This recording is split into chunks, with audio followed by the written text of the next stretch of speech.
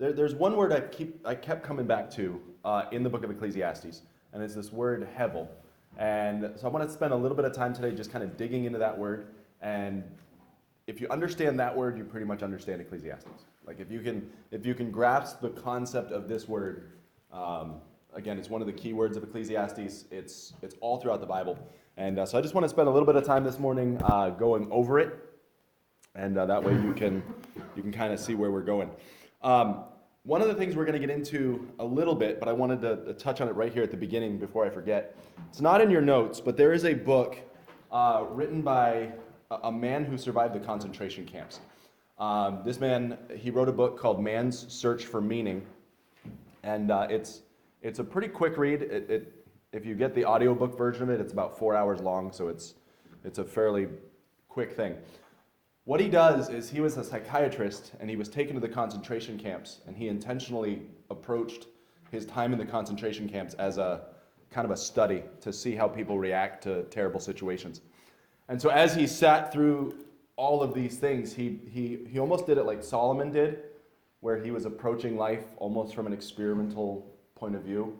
And in his case, he went through some of the worst things you could ever go through. In Solomon's case, he went through some of the best things you could ever go through. So I think it's a really interesting book if you read it along with Ecclesiastes. Again, it's called Man's Search for Meaning by Viktor Frankl, I believe is the guy's name. And what he did is he went through all the situations that you run into in the basically the death camps.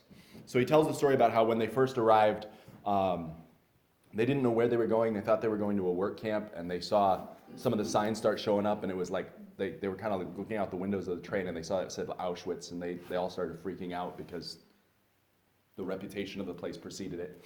And when they got there, they came up to one of the commandants, and the commandant basically was pointing you out to the right or the left. And none of the newcomers knew what that meant. And so they basically were pointing you off to the right or the left, and everyone who was pointed off to the right, I believe he said, was basically marched off to the gas chambers. So like right when you got there, I think he estimated about 90% of the people were just gassed and killed. And so he tells the story about how he left that group, so they allowed him to live, so to speak. And he went up to one of his fellow prison mates, and he's like, so where are all the other people? And they kind of estimated the time, and they pointed up to the smokestack, and they said, that's probably them right there. And that's like his introduction to camp. And he starts telling the story about all the stuff that he suffered, all the things he went through. He said he remembers hearing a story about a guy who just broke down crying because his feet had swollen so much he couldn't put his shoes on, and he knew he was going to have to go out into the snow and work. And he just talked about the physical effects, the psychological effects. It's a very sobering book. The whole first third of the book is just his autobiography of life in the camps. And he said as they got closer to basically being rescued, people started to despair because they didn't see rescue coming. And he tells a specific story, and he says, I'll get to the point of the story in just a sec, but he said that this guy had a dream, and in the dream, he was told, you can have any information you want. And so the guy asked, I want to know when we're going to be rescued. And so in the dream, he was told, you're going to be rescued by March 30th. And this is in February. So the guy had all this hope. He just kind of hoped against hope that his dream would come true. And it kind of buoyed him for a while, and it sustained him. But as you got closer and closer to March 30th, he started losing hope that his dream would come true. And as he got closer and closer to March 30th, his health took a turn for the worse. And March 30th, he got very, very sick, and he died on March 31st. And they said he died technically of tuberculosis, I believe was the disease they believe he had. But what the guy who was writing the book says is he's like, he didn't die of tuberculosis. He died of despair because his immune system took such a hit when he lost all hope that the disease took over. So he's saying, when you were in the death camps, you could make the choice to just die. And he said he could watch people, and you could kind of tell, okay, they're going to be the next one to die. Like they could just tell. They could watch the people. They could see how they were acting. They could see how they were behaving, and you could pick out, okay, that guy's next. Okay, that guy's next. And it was a certain mindset, it was a certain point where they just kind of gave up hope. They just said it's not worth going on anymore. And there were certain clues that they could pick up on as they went through the death camp. And one of the most powerful statements he made toward the end of that section is he said, what we realized in the camps is if we could figure out the why for life, like why life was worth living, if we could figure out the why, then we could manage any how. And that's a powerful statement if you think about it. He's saying if we could figure out why life is worth living, we could endure anything. And I mean, these are guys who literally were getting little bits of bread and brothy soup, and that was their meal. And then they were out digging trenches and doing hard work. Like, they said they were skeletal because their body had burned up all the fat reserves and was now working on their muscles. Like that was the level of torment these guys were through. They considered it a big deal when you were in good enough with the leaders of the camp that they scooped out of the bottom of the bowl and got you a few peas and put it in your bowl. So that was like a good meal. It was brothy soup with a few extra peas from the bottom of the bowl. Like that was it. And he said, if you could figure out why life is worth living, you can manage anyhow. And so he told the story about a guy who was a scientist, and his why, his motivation to keep going, was he hadn't finished a certain book that he had been working on before he was taken captive. So he's like, I am the only one who can finish this book. I need to survive so I can finish this. That was his why. There was another guy who he had a family, and he really, really wanted to see that family again, and so that was his why. And he said what became really, really hard for a lot of these people who had a certain why is when they got out of the camp and they realized that why was no longer there, then that set them back, and sometimes they died after they got out of the camp. So if you were living for a certain family member and you were living for a certain thing that was waiting for you after you got out of the camp, and then you went back and that thing was gone, well, your whole reason for living just kicked out from underneath of you. What's the point? So I bring that up because as you do work, they've done some study in like the area of depression and things like that. As you watch people, if they are doing meaningless work, like work that doesn't matter at all to them, it actually tends toward depression. It's almost like we as humans need to find a meaning or a purpose. And when you start doing things that are purposeless or you don't have a purpose to your life, something disconnects inside. And so I bring that all up. I spend several minutes at the start kind of explaining that because the word we're getting into today is that word hebel, and it means vapor. And so as Solomon deals with this, he's dealing with this concept of vapor, and he's using it as that idea of it's something you've lived for, and the moment you get up to it and you reach out and you go to grab it, it vanishes. So you were living for satisfaction, you achieved what you thought would satisfy, you reach out and it's gone. And now you're like, okay, what do I do now? And so Solomon, like I said, he's pretending God doesn't exist. He's pretending there's nothing above the sun. And when he pretends that, he's noticing that all the work you do, everything you could live for, ultimately, now in the short term it might work, but ultimately it is going to be this hebel. It's going to be this vapor, this thing that you reach out and grab for and it's just gone. And so that's where he's going with this. So I want you to put those pieces together and kind of keep that in your mind. Now, as we deal with this word hebel, I do want you to remember it is used many, many different ways throughout the book. Now, depending on what version you read from, you are going to get a slightly different translation of the word. There are some versions that try to translate it contextually. So as you deal with this word, it might be like, well, we're going to call this one emptiness, and we're going to call this one vanity, and we're going to call this one futility. And what the translator is trying to do is trying to take that word hebel and trying to interpret it for you and make sense in context what it means in that context. So what I tell you here, I know it works with the King James. I don't know how it works with other versions if you use other ones. But if you are reading the King James and any that are translated like it, you will find this word translated vanity. That's just what will happen. So when you see the word hevel, they'll translate it vanity, and they'll leave it up to you to look at the context and make sense of what it means in that context. Again, other ones might differ. They'll try to interpret it for you. But if you can understand this, you will grasp what the book is trying to say.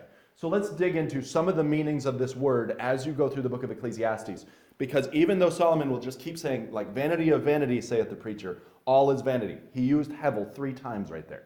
Okay, like hebel of hebel, all is hebel. Like that, he's just basically making the point that as empty as you could get, everything is empty. Like as futile as it is, it's all futile. Like there's a meaning behind this word. And again, it's going to have shades of meaning as you go through the book. There's a professor I used to have, and he put some of these definitions. It can mean transitory. So if you have something that is not permanent, it's fleeting. That's the idea here. It can mean futile. So you're reaching out, you think you've accomplished something, and it turns out all your work was for nothing. That's futility. It's a frustration there. And that's why Solomon is going to pair this up with vexation of spirit. If you remember the illustration I gave you weeks ago, the idea of vexation of spirit would be, let 100 cats in this door and you have to herd them out that door. It's just a pain. If you do accomplish it, you're going to get really hurt in the process and you're just going to be sore and you're probably going to have killed a few cats in the process. I mean, that's basically the idea of vexation of spirit. It's trying to catch the wind in a net. I mean, try all you want, it's not going to work. That's this idea of vanity paired with vexation of spirit. It's just, there's an emptiness to it, but there's also a frustration. And what he's doing is he's digging into work, and he's digging into pleasure, and he's digging into all the things we live for, and he's saying, there's just an emptiness here. There's just a futility. It can be ironic, so it's kind of like ironic. So he'll use this where he's like, hey, so, this rich man gathered all this rich, but it came back to hurt him in the end. Well, that's ironic. Like the very thing you worked so hard for actually ends up being your downfall. And that's this kind of idea where it implies this idea of, oh, that's an ironic end. Like, you've worked so hard to build this tower, and guess what? It fell. And you were underneath it. Oops. It's oops, coincidental. And so he'll talk about these things where it's like, hey, this guy should be well known. He built these great monuments and he built these great statues and he's really, really like well known in his day. And then he dies, the wind destroys all of his stuff, and nobody remembers his name. Or you've got this wise man who delivers the city, and then he dies, and no one remembers the wise man who protected the city. And you think about all the people throughout history who've done great and amazing things, and how many of them do we actually remember? We remember the very, very select few. But his point is, there's an irony to this, where you've done all this stuff in your life to build up a name for yourself and to build up your wealth, and then you die. And nobody remembers. Or if they do remember you, they probably don't remember the truth about you. And so that's this thing. It can mean the idea of enigmatic, where you think you've gotten your hands on it, but there's more mystery there, or there's just a frustration that you just can't fully understand what's all involved. So there's some of that. So here's some verses here. In chapter 2, it's not saying that wisdom, wealth, pleasure, etc. are hebel, but that this scenario is hebel. So if you look here in Ecclesiastes chapter 2, let's read this. Because what he's doing is he's saying, like, yeah, it's great that this thing exists, and it's great that you have these things, but these situations I'm bringing up are just frustrating. All right, and so you look in Ecclesiastes chapter 2, he says, starting in verse 13, then I saw that wisdom excelleth folly, as light excelleth darkness. The wise man's eyes are in his head, and the fool walks in darkness. And I myself perceived that one event happeneth to them all. So, if you've ever heard me present on Ecclesiastes, you know I like to explain this verse. I probably explained it already in this class, but I forget, so in case I haven't. Verse 14, the idea of this verse is talking about a wise man uses the eyes in his head to see the world around him. In other words, he's not blind to what's going on around him. He opens his eyes and he uses them.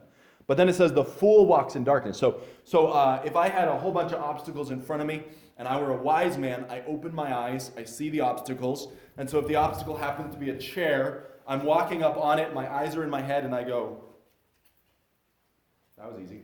I mean, that's how I approach it. The wise man's eyes are in his head. He sees the obstacle, he walks around it. Okay? It's like Proverbs 22, I forget what verse, but it talks about, the wise man foreseeth the evil and hideth himself. You've got that danger in front of you, and you don't just you don't just walk into it. You You walk around it, all right? But the Bible says that a fool walks in darkness. And so you've got a fool who basically decides he's going to cover up his eyes, and he's not going to use the eyes in his head. And he walks up, and he's just kind of like, oh, why does my knee hurt so bad? And he doesn't bother to look at what he just ran into, and then he does it again, and you're like, why am I hurting so bad? And it's like, stupid, open your eyes, and there's something in your way, walk around it. And he's like, I don't know what you're talking about. And that's this idea of a wise man. His eyes are in his head. He uses them.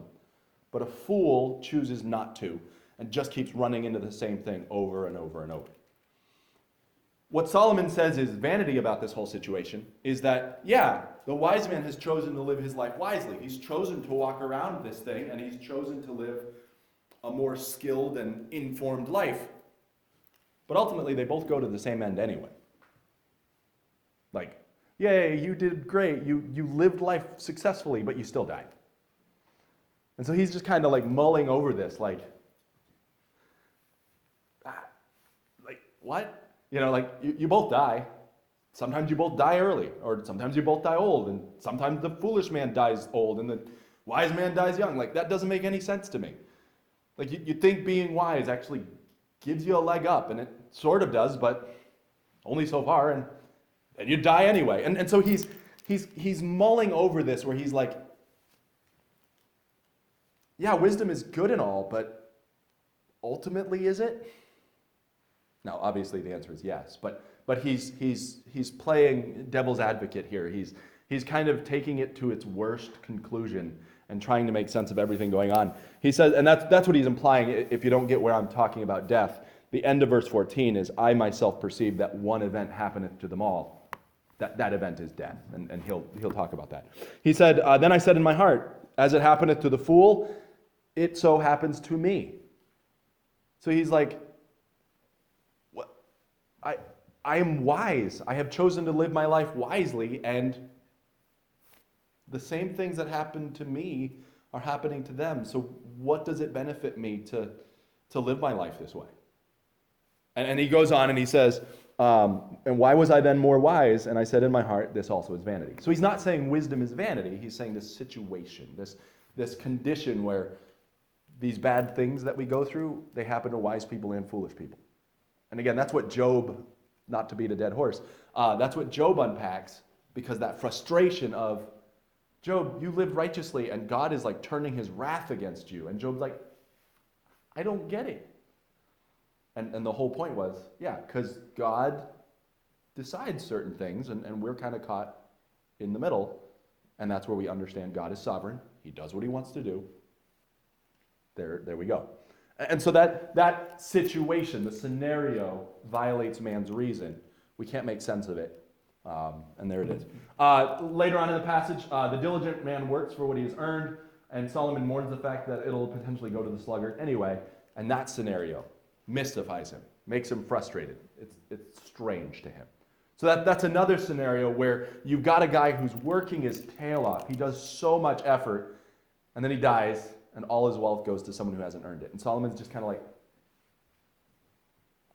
what? And that's, again, this idea of it's frustration, it's hebel. Corruption and evil are found where one wouldn't expect to find it. So chapter 3, verse 16. Again, the area that justice should be most prevalent, you find injustice. He says, moreover, I saw under the sun the place of judgment, that wickedness was there, and the place of righteousness, that iniquity was there. I mean, that's our news cycle. All right, you got the guys who you're like, of all people, you should be like above board and clean and straight, and it's like, nope, corrupt. You know, you got the pastor who's doing all sorts of things, and you're like, you of all people should be righteous and living above board and all that, and it's like, you were doing what? With what?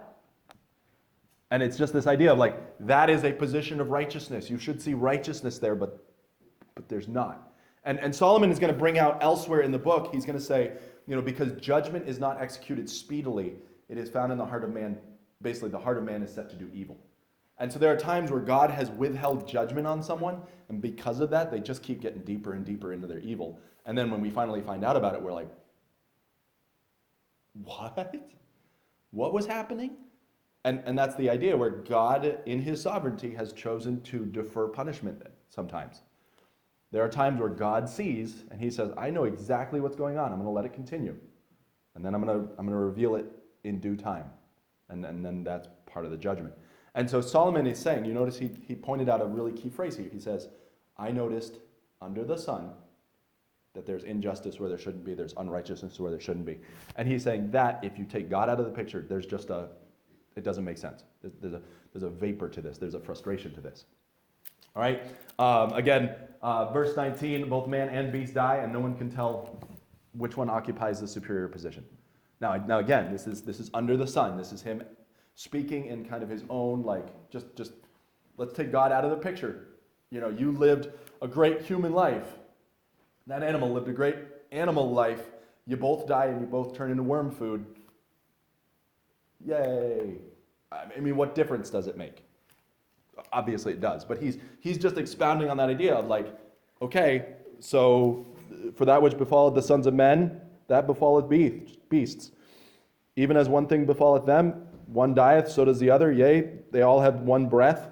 Okay, so they're all living. They all kind of breathe the air. So man hath no preeminence above the beast, for all his vanity. And so you've got to be very careful. This is one of those verses that you've got to take in context, because he has just literally said that man has no superiority to beasts. And if you take that verse out of context, you're like, well, I guess we should all go vegan. And we should never, ever, ever kill an animal. Ever. Ever. Because, I mean, your life's not worth more than an animal's. Okay, that's not what it's saying. It's saying when you take God out of the picture, just everybody dies. So there's a vanity to this. Okay? Again, we're going to fly through some of these. Verse 4:4, it says this, again, I consider all travail and every right work, and for this that a man is envied of his neighbor, this is also vanity and vexation of spirit. And so this is more of the idea of incomprehensible. So he uses the word vanity, but he's using it more in the sense of, I just can't make sense of this. I mean, you think about some of the things people do that get them envied of their neighbor. I forget which, I think it was one of the Kardashians, but one of the Kardashians, they're trying to make her the world's first female billionaire. Okay, maybe they've accomplished. This was last year, I think. You just talk about the stupidity of people, okay? You have a woman who's a multi-millionaire verging on billionaire, and people were actually giving her money to try to push her over the cap to get her to be the world's first female billionaire. I'm sorry. That is the level of stupid that I just can't make sense of, because you've got people who literally don't have enough money to like feed themselves. No, we're not going to give money to them. What are you going to give money to? This lady, so she can become the world's first female billionaire. How much money do you have? Well, not a whole lot, but I'm going to give it to her. I want that secret. How do you do that? Like, how do you convince people to just randomly give you money when you don't need it? Like, you know, and so Solomon is looking at that and he's like, there are just these people who are envied, and I don't get why on earth there are heroes. I mean, have you ever heard some of the pop singers who you're like, you're popular? That's a good song? Like, what? That's stupid. You know, like, I have come up with better things on the fly singing to my children. Like, what are you talking about? But for some reason, it hit the right note with the right person, and boom, wildly successful. And Solomon is looking at that type of situation, obviously not, a pop singer, but he's looking at these people and he's like, people envy you? People are like crazy about you and they want to be your friend and they want to be around you? Like, that doesn't make any sense. And again, he's saying this situation, this whole thing, it's just vanity. And trying to make sense of it is just vexation of spirit. Like, it does not make sense to me. And this is the wisest man who ever lived who's saying this. Verse 7, as he goes further, he says, then I returned, and I saw the vanity under the sun. There is one alone, and not a second. Yea, he hath neither child nor brother. There is no end of all his labor. Neither is his eye satisfied with riches. Neither saith he, for whom do I labor, and bereave my soul of good? This is vanity, yet it is sore travail.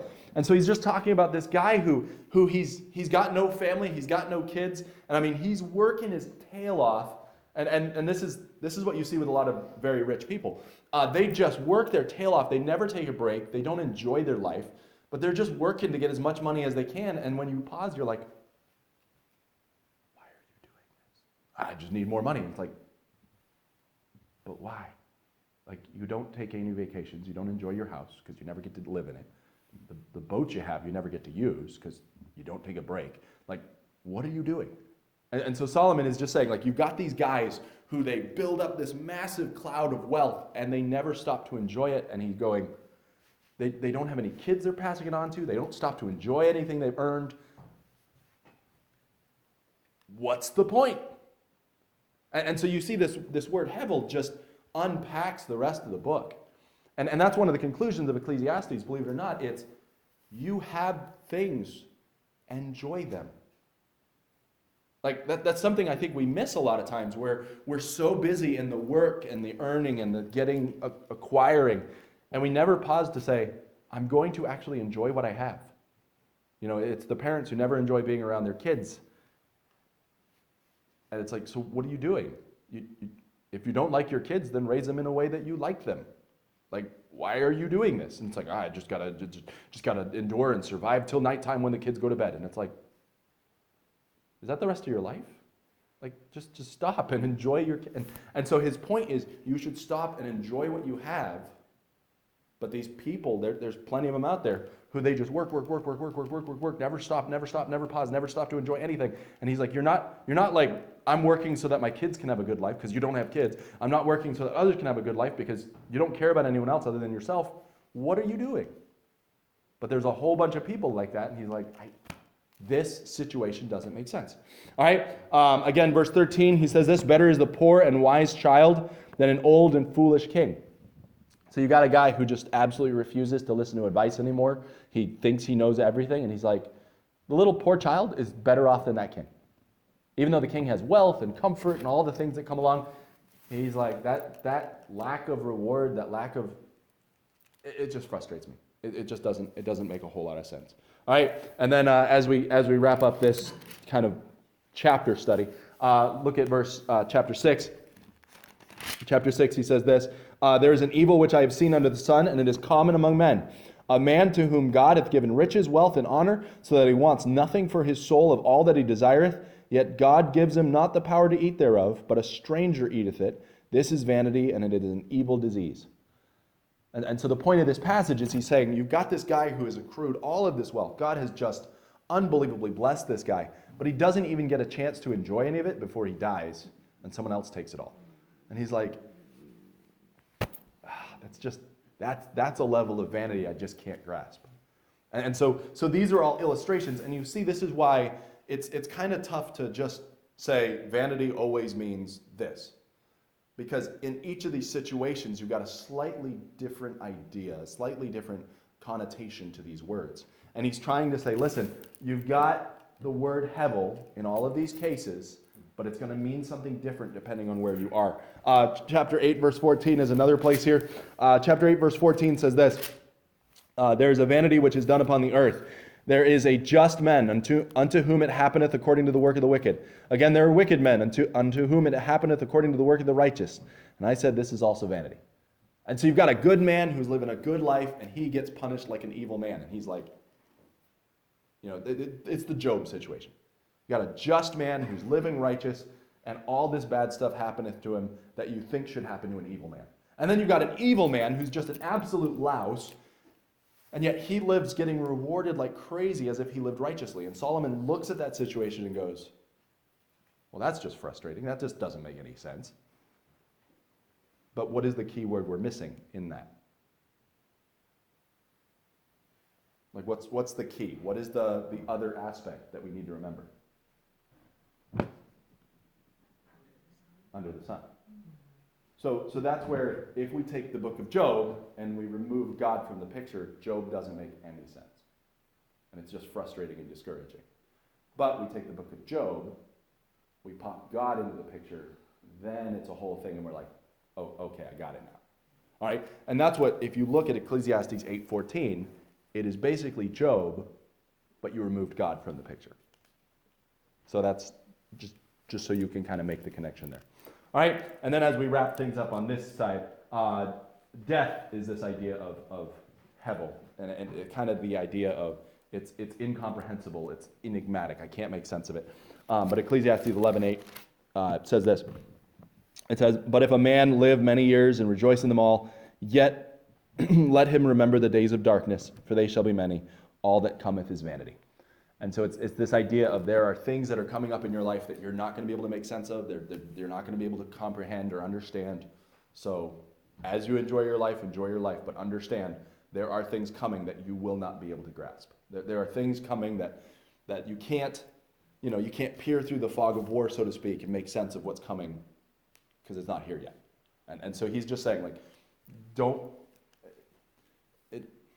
it's similar to what Jesus is going to say, where he says, sufficient to the day is the evil thereof. Like, don't worry about tomorrow because you're not going to make sense of it anyway. Like you plan, just man layeth up treasure for his children's children. So you plan for the future, you make preparations and all of that good stuff. But you just understand that there are things coming that you will not be able to plan for, understand, and some of that you basically are just leaving to God's sovereignty to say, he's in charge, he'll do what he's going to do, I'm not going to worry about it. So that there's that level of depth here. Some other definitions really quick, I'll just put these up. Like I said, the word can mean emptiness. That's actually more literal in its meaning. So it is the Hebrew word for vapor. Okay, so as you reach, and vapor is kind of that thing that looks substantial, but as you grab it, you realize it's pretty empty. There's nothing there. This is found, I'm going to give you some references elsewhere. I think they're probably in your notes as well. Mm-hmm. Yeah. So there's going to be several illustrations throughout that you can look up on your own. But I don't want to take much more time on this word. Psalm 144:4, 39:5, 39:11. There's just a lot of different words here for the transience, the emptiness of it all. Job 9:29 talks about, you can't straighten out, there's just certain things you can't accomplish. Solomon is going to put it this way. He's going to say there are things that God has straightened that you can't make crooked, and there's things that God has made crooked that you can't make straight. I mean, there's certain things you have no control over, and it's in God's territory.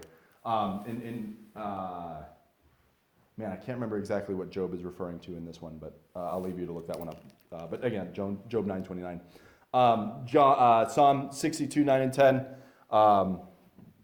You've got men who are not noble men. You've got men who are not great men, and there's no point in putting your trust in these guys. And Psalm will make the case that pretty much all of us are that case. So why are you putting your trust in man? And that's this emptiness, the transience of it all. All right, Romans 8 will use the same word. Now, obviously, Romans 8 is written in Greek. This is where we connect over to a Greek translation of the Old Testament called the Septuagint.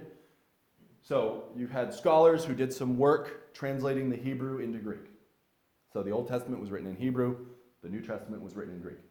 So what we can do is we can look at those Hebrew scholars and we can kind of get an understanding for what they thought these words meant by looking at the Septuagint. And so in this passage in Romans 8:18, they use the same word that the Old Testament, when it's translated into Greek, uses for hebel. Does that make sense? Okay, hopefully I didn't get lost in the weeds there. All right, so the Greek translation of the Old Testament uses a certain word for hebel. That same word is found in Romans 8:18 and 20. So just kind of to see this connection as you go forward. I'm moving quickly because I want to get to some other things really quick. Jeremiah will use it almost exclusively to refer to false gods and false prophets. And so as you see the word hebel used elsewhere, Jeremiah is going to take this word and say, your gods are empty. Your prophets are empty. They're just vain. And so that's this idea. Okay? And so again, this is a little technical, okay? But I think it's easily understood if you grasp it, which is pretty much anything. If you grasp it, it's easy to understand. But anyway, allow me to explain. When you study languages, you get into what's called the semantic domain. And what it is a certain word will have a range of meanings. So I like to use an illustration of the word love. If we take the word love and I say, I love you, that's going to change meanings all over the place. Okay? So if I'm talking to a friend, the word love could mean like I have an affection for you. If I'm talking to my wife, I hope it means more than I just have an affection for you. Like, okay, it's a little deeper there. If it's someone I hate, the word love could could have like a sarcastic quality to it. All right, and so it's the word love can mean anything from the stupid affection that a teenager has for like, oh, I love you. Like it could be that. It could be I care for you. I'm concerned for you. I have like a deep abiding, nothing could change this. Like the word love has such a range of meanings. That is this thing's semantic domain. It's a range of meanings that this thing has. Well, we have to understand that each author is going to use the word in a specific way. So if you're reading in the Bible and you get to the book of John, he's going to use the word love in a certain way. And so what you can do is say, well, John wrote this book, this book, this book, and this book. I think he uses the word love similarly across his books. Now that might change because, again, any of you who've done any writing, you understand that your writing has changed over the course of 10 years. Like my books from 10 or 15 years ago are garbage, all right? My writing style has evolved. It has changed. And so there are times where you're reading Paul and you're like, wow, Paul wrote this book 25 years after he wrote that book. I hope he has grown as a writer. So even then, there may be words that Paul uses that he has grown in using them. That makes sense? So what you've got to be really careful of is just because it's the same word, it doesn't mean it necessarily means the same thing. Okay? This is where I say you've got to be cautious about being a Strong's Concordance type of Christian. All right? The reason I say that is if you look in a Strong's Concordance, you're going to notice there are sometimes like 100 different definitions for a word, or like 100 different ways it's used. And I know I've been tempted at times to go, oh, well, this word is used in Jeremiah, and the same word is used in Genesis, and the same word is used in Exodus, so they must all mean the same thing. Nope, sometimes different authors. I know Genesis and Exodus are the same, but Jeremiah, definitely not. There's different contexts, there's different cultural backgrounds, there's different points they're trying to make. Sometimes literally they're being sarcastic. So like I said, if I was talking to you and I really hated you and I was like, oh, I love you so much, okay, I'm probably not meaning, I have just this undying affection for you. Like that's not what I mean. I'm being sarcastic. All right, and so you've got to take that into account that as you read, what did the author intend when he used that word? And so there might be a range of meanings that's this big, but the author only ever uses this bit of it. Now Solomon, being that he is the wisest man who ever lives, he's using that word hebel to like its fullest extent. And so he's like, oh, this part over here, and this part over here, and this part over here. But when you hop in with like Jeremiah might just say, I'm just going to use this little part right here. And so it's just be very careful that you're not mixing meanings, because as you dig into different authors, you're going to get the fact that they're using all sorts of definitions all along this spectrum, just so you understand, and you're not going, well, I mean, this verse right here says hebel, and this verse right here says hebel. They must mean the same thing. No, you have to look at the context. You have to look at the clues. You have to look at the author. You have to look at what's going on around him. Those are all part of the context. That makes sense? Okay, so that's just some stuff we have to understand. Again, some other meanings. It can mean the word fleeting. That's what I was saying. I kind of hinted at it back here. It can mean empty. It can mean senseless or absurd. So those are all just other meanings of this word hebel. And like I said, what I like about the King James translation is it doesn't bother to explain it. It just says, oh, we saw the word hebel, we're going to translate it vanity. And that's just kind of a standard. And what it does is it then says, you got to look at the clues and figure out what it means. Like that's what it's trying to do. All right. Augustine is going to draw attention to some of these things. There is a senselessness, there's an emptiness to life if we take God out of the picture. So Augustine would say something to this. He says, thou hast made us for thyself, O Lord, and our heart is restless until it finds rest in thee. Okay? We talked about some of the other things where all these other things you try to live for, there is a lack. There's something missing if you take God out of the picture. And so that's what Solomon ultimately is going to move from saying, what is profitable, and he's going to start just moving to what's good to live for. And so he's talking, and as you go throughout Ecclesiastes, he actually does shift what he's talking about. He's going to keep using the word hebel, but he's going to shift from this idea of what profit hath a man to, okay, what's good? And so that's where we're going to go next, but I don't want to move much farther today, okay? And so that is kind of the gist of what we were talking about. That's the word hebel, and just a huge range of meanings to that word. I want to pause before we close and just take some questions or comments on this, and then we will call it a morning.